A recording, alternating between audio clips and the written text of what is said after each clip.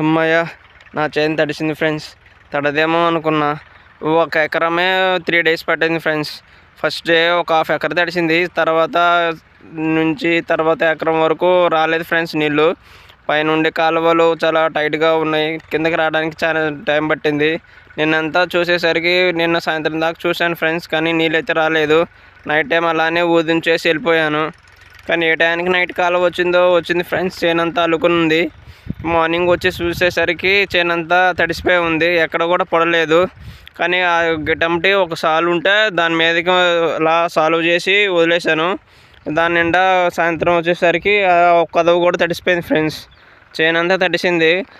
బాగా దిగుబడి తగ్గిపోద్ది అనుకున్నా. చెట్లన్నీ బతికేసాయి ఫ్రెండ్స్.